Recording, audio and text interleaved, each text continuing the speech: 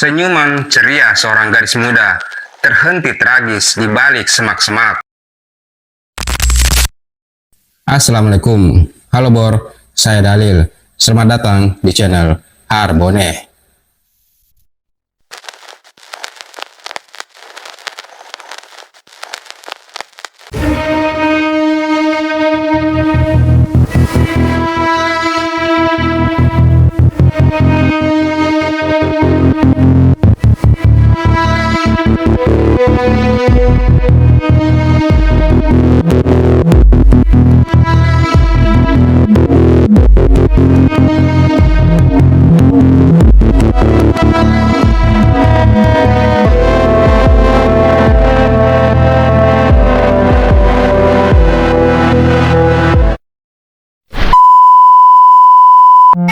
Seorang wanita ditemukan warga tewas bersimbah darah. Warga desa Jati Mekar, Purwakarta ditemukan tewas pada 12 Agustus Selasa. Karena kalah judi online, Aditya jadi kehilangan akal hingga berujung membunuh rekan kerjanya.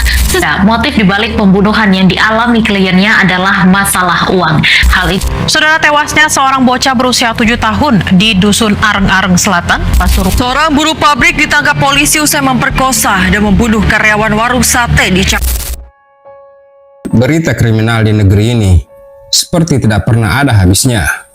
Baru saja ada satu kasus selesai, muncul lagi kasus baru. Sama kejamnya, sama gilanya, dan bikin kita geleng-geleng kepala. Kembali lagi di channel ini, tempat kita ngobrolin berbagai kisah kriminal nyata, kisah kelam yang kadang terlalu kejam untuk dibayangkan. Sisi gelap kehidupan yang kadang kita tidak sangka dan sering luput dari perhatian, justru terjadi sangat dekat dengan kita. Bukan untuk menakuti, tapi agar kita sadar bahwa kejahatan itu nyata, bisa terjadi pada siapa saja, serta meninggalkan luka mendalam. Dan kali ini yang akan saya bahas adalah pembunuhan sadis seorang perempuan muda yang masih berumur 22 tahun. Namanya Amelia Putri Sari Devi. Dia ditemukan tewas di sebuah semak-semak, Kampung Lamping Kancil, Desa Cibogo, Kecamatan Cisau, Kabupaten Tangerang, dengan tangan terborgol dan tubuh sudah membusuk. Dan kalian tahu siapa pelakunya? Rafli Purnama Putra, mantan pacarnya sendiri, bersama dua temannya yang bernama Ibra Firdaus dan seorang lagi yang berinisial AP. Mantan pacar. Orang yang dulu dikasih hati, malah balas dengan merenggut nyawa. Coba kalian bayangkan, bagaimana perasaan keluarganya, anak gadis mereka yang harusnya bisa punya masa depan, kerja, nikah, punya anak, malah pulang. Dan yang bikin saya semakin dongkol, ini bukan kejadian pertama di negeri ini. Tiap bulan, tiap minggu, ada saja berita pembunuhan. Motifnya karena cemburu, karena utang, karena dendam, dan parahnya, pelakunya selalu saja orang terdekat korban. Dan pertanyaan yang sering saya tanyakan berulang-ulang, dan saya belum pernah mendapat jawaban dari pihak yang bertanggung jawab di Republik ini. Kenapa kasus pembunuhan seperti ini tidak pernah berhenti di negara kita? Apakah karena orang-orang begitu gampangnya melampiaskan emosi tanpa berpikir panjang? Apakah karena kurangnya edukasi soal hubungan sehat? Banyak orang yang tidak bisa membedakan antara cinta dan obsesi. Atau apakah karena penanganan hukum yang kadang tidak membuat pelaku jera? Kalau kita lihat, banyak pelaku yang dapat hukuman, tapi beberapa tahun kemudian ada lagi kasus yang sama. Ini seperti lingkaran setan yang tidak pernah putus. Dalam setiap kasus, menjadi peringatan untuk kita semua bahwa kejahatan itu tidak selalu datang dari orang yang asing. Kadang justru dari orang yang pernah kita percayai. Makanya kita harus lebih hati-hati sama siapa kita buka pintu hati, sama siapa kita memberi akses ke hidup kita dan buat kita semua. Jangan pernah anggap enteng sinyal-sinyal toksik dalam hubungan. Kalau sudah mulai dikekang, diancam atau dibikin takut, Pergi. karena tidak ada cinta yang sebanding sama nyawa. Semoga para pelaku dihukum seberat-beratnya, dan semoga Amelia tenang di sana. Kita yang masih hidup, jangan cuma jadi penonton, tapi belajar dari kasus seperti ini. Karena kalau tidak, kita cuma tinggal menunggu berita korban berikutnya. Baiklah, tentang kasus pembunuhan Amelia Putri Saridevi, mari kita dengarkan kisahnya.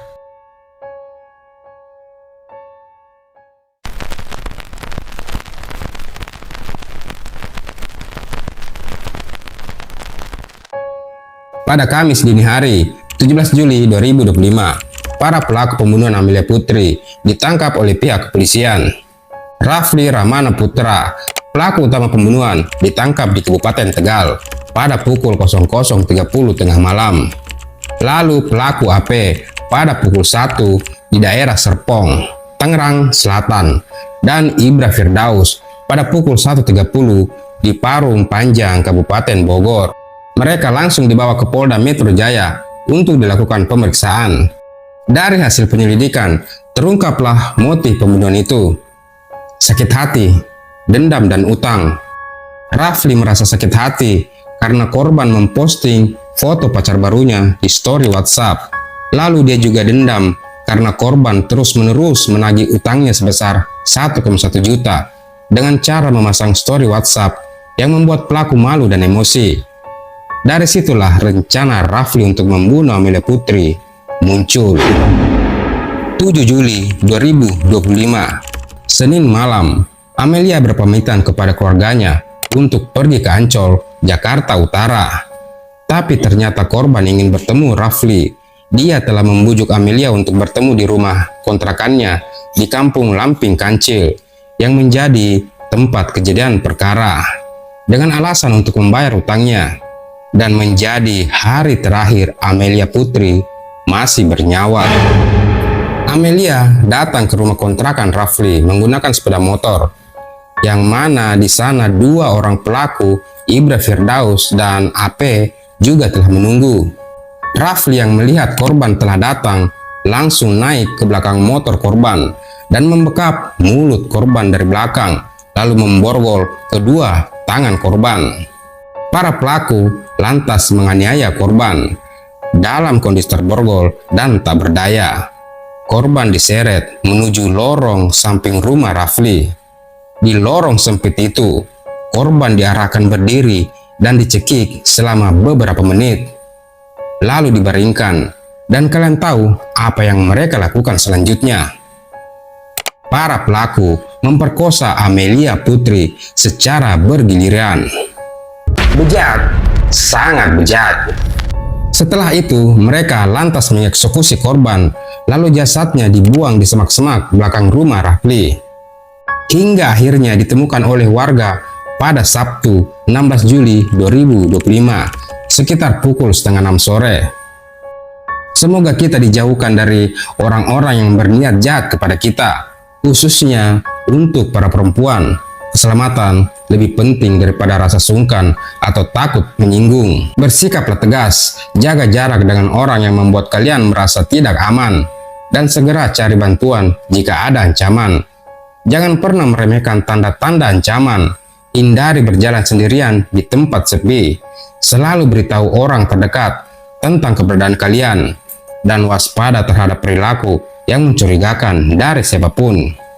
Kita semua bertanggung jawab untuk saling menjaga. Jangan biarkan satu lagi nyawa perempuan hilang hanya karena kita lengah, karena nyawa tak bisa diulang.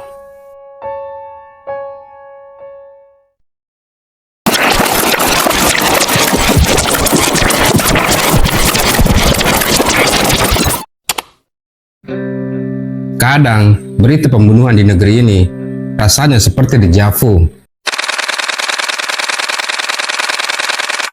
Bukan karena kita senang mendengarkan, tapi karena terlalu sering muncul.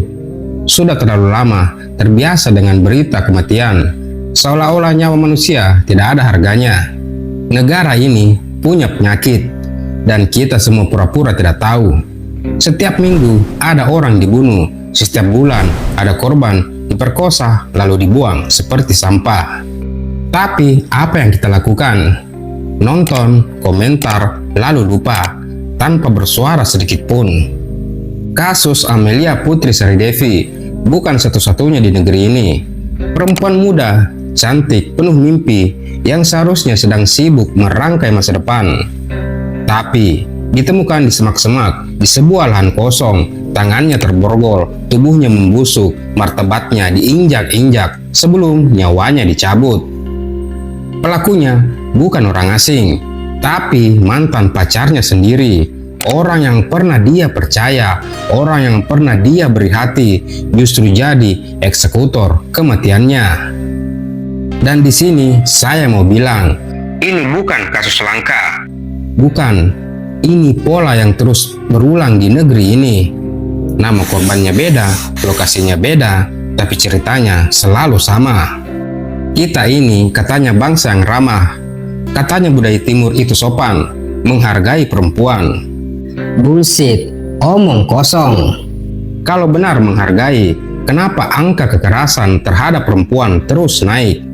Kenapa setiap ada korban masih selalu ada yang menyalahkan korban? Kenapa posesif dianggap tanda cinta, padahal itu bibit pembunuhan? Dan hukum, Jangan bikin saya ketawa. di sini hukum seringkali cuma jadi panggung. Polisi datang, garis kuning dipasang, kamera, media menyala, konferensi pers diadakan. Lalu apa? Efek jerah? Nihil. Besok berita pembunuhan baru muncul kembali.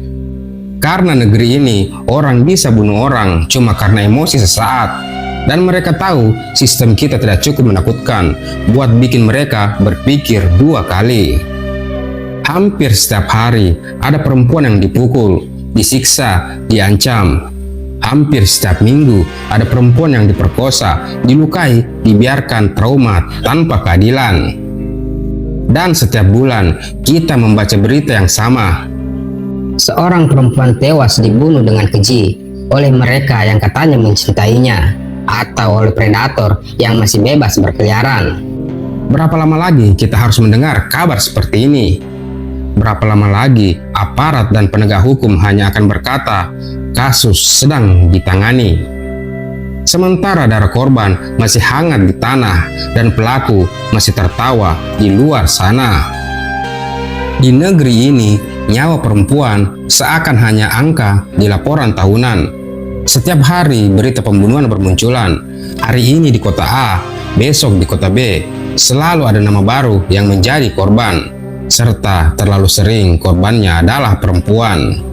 Dan ironisnya, semua ini terjadi bukan di tempat tanpa hukum, tapi di negara yang katanya menjunjung tinggi keadilan. Lalu di mana hukum ketika seorang perempuan berteriak minta tolong sebelum nafasnya direnggut? Di mana aparat ketika ancaman datang berkali-kali tapi laporan korban diabaikan? Kekerasan terhadap perempuan bukan sekedar masalah moral, ini adalah kegagalan sistemik. Ketika laporan korban dianggap urusan rumah tangga, ketika pelaku dibebaskan karena kurang bukti, padahal luka memar di tubuh korban berbicara lebih lantang daripada kata-kata. Maka jangan kaget jika perempuan di negeri ini terus jatuh satu persatu. Yang lebih menyakitkan, banyak pelaku tahu mereka bisa lolos. Mereka tahu hukuman ringan menunggu di ujung proses, atau bahkan tidak ada proses sama sekali jika mereka punya uang atau koneksi. Jangan heran jika kekerasan menjadi berani, semakin brutal hingga puncaknya pembunuhan. Dan setiap kali nyawa perempuan melayang, penegak hukum akan berkata, "Kami turut prihatin." Tapi prihatin tidak akan menghidupkan korban. Prihatin tidak akan menghapus trauma keluarga. Prihatin tidak akan menghentikan tangan pelaku berikutnya. Selama penegak hukum membiarkan kasus kekerasan terhadap perempuan dianggap sepele, selama aparat hanya bergerak setelah darah tertumpah, selama penegak hukum tidak segera bertindak dengan tegas, adil, dan tanpa kompromi, maka kita semua harus siap membaca berita kematian perempuan demi perempuan kembali, entah sampai kapan. Dan jangan salahkan siapa-siapa ketika masyarakat kehilangan kepercayaan dan hukum hanya tinggal nama di atas kertas.